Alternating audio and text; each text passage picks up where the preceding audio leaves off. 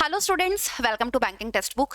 कल यानी कि 20 सितंबर से एसबीआई क्लर्क 2025 का जो एग्जाम है वो शुरू है कल से स्टूडेंट्स का। तो कुछ चीज़ें ऐसी होती है जो अगर आप एग्जाम जाने से पहले थोड़ा सा ध्यान दे दो तो आप एग्जाम में गलतियों से बच सकते हो। आइए उन चीज़ों के बारे में जान लेते हैं, ठीक है। तो सबसे पहले तो क्वांट के बारे में अगर मैं बात करूं तो बहुत सारे बच्चों का ये क्वेश्चन होता है, ज़्यादातर उन स्टूडेंट्स का जो पहली बार एग्जाम दे रहे हैं उनको ये होता है कि मैम क्वांट को कैसे अटेम्प्ट करें, ये आप बता दो। देखो, वैसे तो मैं आपको ये बोलूंगी कि आपने जैसे मॉक टेस्ट प्रैक्टिस किया होगा, जो सीक्वेंस आपने रखी होगी आप वैसे ही सीक्वेंस के साथ चलो। अब एग्जाम में ऑन द स्पॉट आपको चेंज करने की ज़रूरत नहीं है, लेकिन फिर भी जो सही तरीका होता है क्वांट को अटेम्प्ट करने का वो मैं आपको ज़रूर बताऊंगी। तो सबसे पहले ऑफ कोर्स हम लोग एग्जाम में वो क्वेश्चंस उठाते हैं जिनमें हमारा टाइम कम लगता है और नंबर ऑफ मार्क्स हमें ज़्यादा मिलते हैं और एक्यूरेसी भी हमारी ज़्यादा होती है। तो वो सबसे पहले हम लोग करते हैं स्पीड मैथ्स। स्पीड मैथ्स सबसे पहले आपको करना है, देन हम लोग करते हैं स्पीड मैथ्स के बाद डीआई। अगर 2 सेट्स ऑफ डीआई आते हैं तो पहले इजी वाला डीआई ढूंढ के उसको कर लो, ठीक है। क्योंकि फिर जब डीआई हो जाता है ना तो फिर उसके बाद हमारे माइंड में कॉन्फिडेंस आ जाता है कि हमने 5-5-10 नंबर, मान लो दोनों ही डुएबल डीआई आ गए, इजी लेवल है डीआई का बहुत ज्यादा, आप दोनों बना पा रहे हो तो 10 नंबर यहाँ से ले लिए, स्पीड मैथ्स भी हमने कर लिया।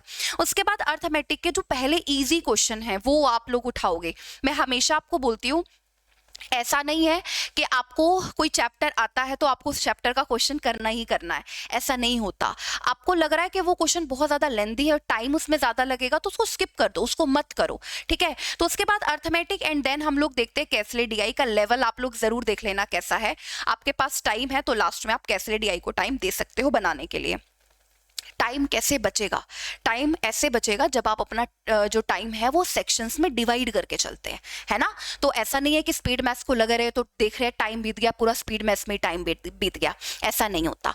आपको टाइम डिवाइड करना होता है हर एक सेक्शन के लिए कि मुझे स्पीड मैथ्स को इतना अपने अपने तरीके के अनुसार कि स्पीड मैथ्स को इतने टाइम में मैंने कर ही देना है, इतने टाइम को डीआई में कर ही देना है, अर्थमेटिक तो मैंने इतने टाइम करनी है और फिर लास्ट में जब मेरे पास 2 मिनट 1.5 मिनट बचा हुआ होगा फिर मैंने लास्ट में कैसे डीआई को टाइम देना है, ठीक है।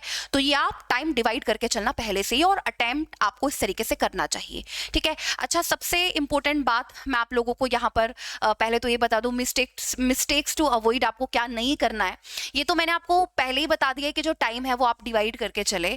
और सबसे इंपॉर्टेंट चीज, जब मैं एनालिसिस कर रही होती हूँ तो ना मैं स्टूडेंट से पूछती हूँ कि क्या आया हुआ था लास्ट में, होगा वो, मतलब कोई भी टॉपिक ऐसे नहीं पता चलता कई स्टूडेंट्स को, तो बोलते हैं डीआई मैम वो लास्ट में था शायद मैं देख नहीं पाया।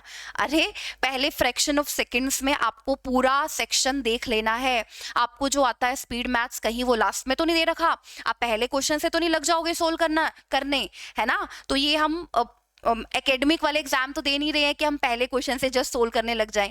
कॉम्पिटिटिव है, इसमें हमारा माइंड बिल्कुल उसी के अनुसार चलना चाहिए।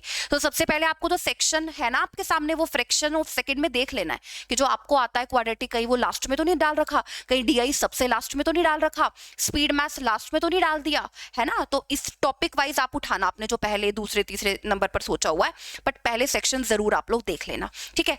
कोई भी लेंदी क्वेश्चन ना करें, मैं आपको हमेशा बोलती हूँ, आता भी है लेंदी है तो भी छोड़ दें, मत करें। पहले इजी क्वेश्चन अर्थमेटिक के उठाएं और फिर अगर कोई लग रहा है आपको कि ये मेरे पास टाइम बच गया तो फिर आप देख सकते हैं उसको, अदरवाइज ऐसा बिल्कुल भी मत करना, ठीक है। चलो आगे जान लेते हैं। ऑफ कोर्स ये तो आपको करना ही है, क्वेश्चंस को सही से रीड करना है। ये बहुत सारे बच्चों की प्रॉब्लम होती है, जब भी आप कोई स्टेटमेंट पढ़ रहे हैं, आप कोई भी क्वेश्चन पढ़ रहे हैं, किसी भी सब्जेक्ट में, रीजनिंग में पढ़ रहे हैं, इंग्लिश में, ऊपर लिखा हुआ होता है नोट ट्रू, तुम लोग पढ़ लेते हो ट्रू, है ना। तो वो आप लोग ध्यान देना, क्वेश्चन बिल्कुल ध्यान से कंसंट्रेशन से आपको पढ़ने हैं, ठीक है। क्वेश्चन ध्यान से, ऑप्शन ध्यान से देखकर टिक करें।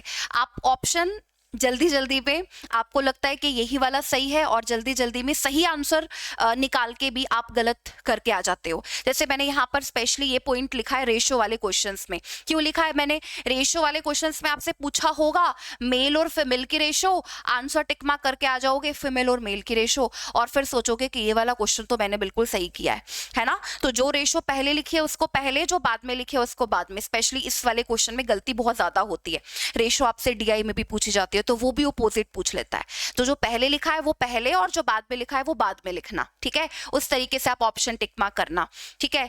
आगे ये तो करना ही है, आप एग्जाम देने जा रहे हो और अगर हम कोई भी अच्छा काम करने जा रहे होते हैं अपनी जिंदगी का, तो सबसे इंपॉर्टेंट चीज जो होती है वो ये होती है कि आप अपने आप पर विश्वास रखें। जी हाँ, अपने ऊपर कॉन्फिडेंस होना चाहिए, बिल्कुल टेंशन नहीं, स्ट्रेस नहीं, क्योंकि जब हम टेंशन या स्ट्रेस में जाते हैं ना तो हम लोग जो मतलब अटेम्प्ट करके आने वाले होते हैं ना, हमारी परफॉर्मेंस ना हाफ हो जाती है, आधी हो जाती है।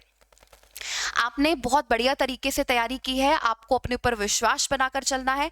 जैसे मैंने यहाँ पर एक पॉइंट ये भी लिखा है कि अगर आपने बढ़िया से मेहनत की है तो आपको सिलेक्शन लेने से कोई नहीं रोक सकता। वो 1 घंटा आपकी जिंदगी बदल सकता है, ठीक है। प्री क्वालिफाई करेंगे तभी तो आगे मेंस के लिए जाएंगे ना, तभी फिर आगे सिलेक्शन होगा।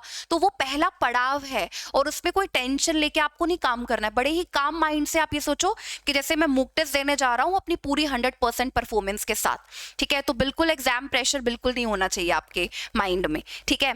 आपको सब आता है, आपको सब आता है, आप सब कर लोगे। आपने तैयारी की है ना, आपने मेहनत की है ना, तो आप बहुत बढ़िया पेपर करके आओगे। ट्रस्ट मी, मेहनत कभी खराब नहीं जा सकती है, ठीक है। आप कर लेंगे। ऑफ कोर्स ये कॉन्फिडेंस तो हमारे में होना ही चाहिए कि हमने बढ़िया तरीके से मेहनत की है, मैंने करके दिखाना है और मैंने कर ही लेना है, इसी बार कर लेना है, ठीक है। तो बेस्ट ऑफ लक आप सब स्टूडेंट्स को। बस ये छोटी सी चीजें थी जो आप लोग अगर ध्यान रख लेंगे तो आपके एग्जाम पर बड़ा इंपैक्ट डाल सकती है ये, ठीक है। चलिए सेशन इतना ही रखते हैं। बेस्ट ऑफ लक, एग्जाम अच्छा करके आना। मैं एग्जाम सेंटर पर जा रही हूँ, एग्जाम का एनालिसिस करके आपको बताती रहूंगी कि जो एग्जाम है फर्स्ट शिफ्ट में, सेकंड शिफ्ट में, थर्ड शिफ्ट में वो किस तरीके का आ रहा है। और चैनल से भी आप लोग जरूर जुड़िएगा, एनालिसिस चैनल पर भी होगा। Thank you everyone, thank you, bye bye.